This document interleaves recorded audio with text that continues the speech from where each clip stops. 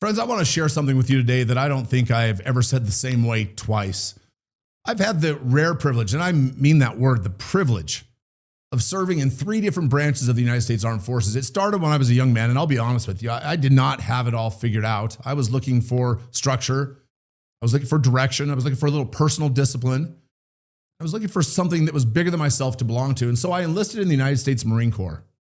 And let me tell you, completing boot camp for the Marines in the School of Infantry and earning the title of Marine to this day is still one of the greatest honors of my life. There is nothing else quite like being called a Marine. But the 1990s brought a wave of military reforms. The United States Marine Corps was downsized.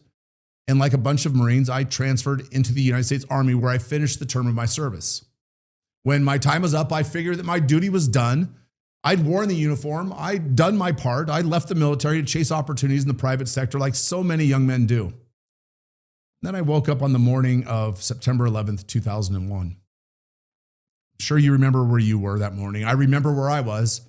I remember the feeling, that gut punch, the realization that our country had been attacked and that thousands of innocent Americans were gone forever, and that whatever life I thought I'd been building the day before didn't quite matter as much anymore. And so I did what thousands of other Americans did in those days and weeks afterwards. I re-enlisted. But this time, it was in the Idaho Army National Guard.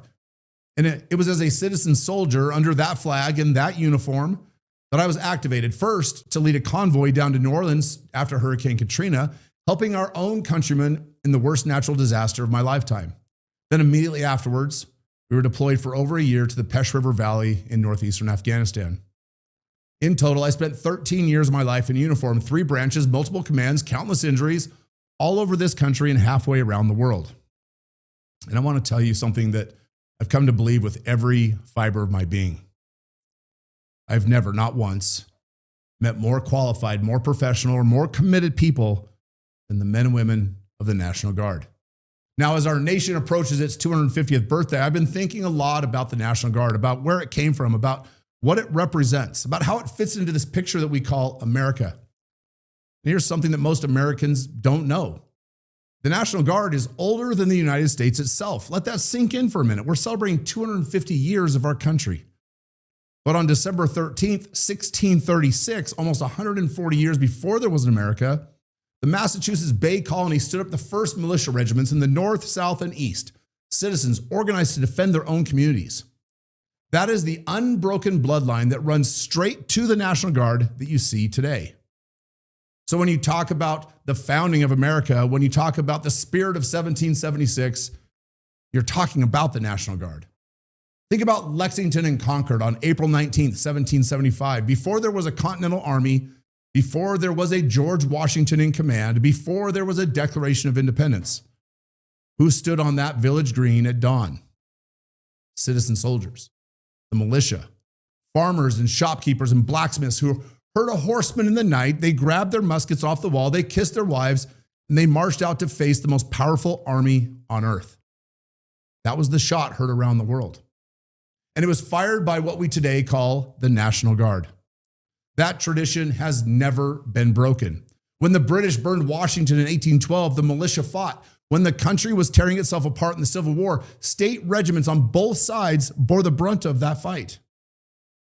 And when the call went out for 2 world wars, the Guard answered, storming beaches, liberating villages, coming home, hanging up the rifle and going right back to the farm or the factory or the family business.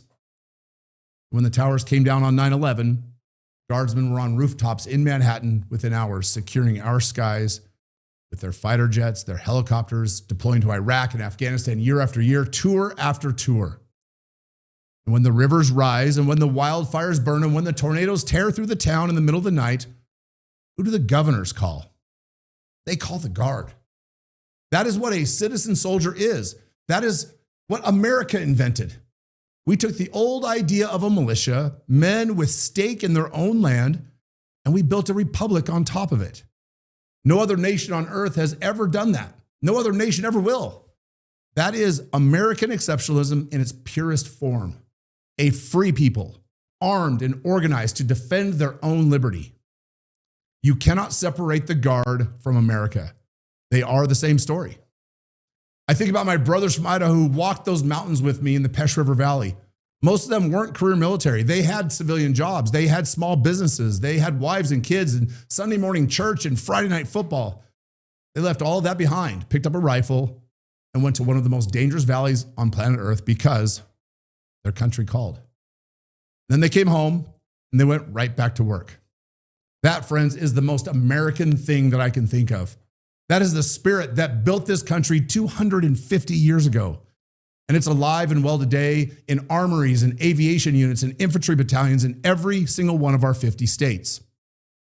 I'm retired now and I've hung up the uniform, but I made a promise to myself, and I'll make it to you right now. I will always stand up for my brothers and sisters still in that uniform. I will defend the Guard until my last breath, because when you defend the Guard, you are defending the oldest, most American institution that we have. Older than the Constitution, older than the flag, and older than the country itself. So as we celebrate 250 years of American freedom, remember that the citizen soldier, remember that the man on the village green, remember the woman at the armory tonight kissing her kids goodnight before a drill weekend.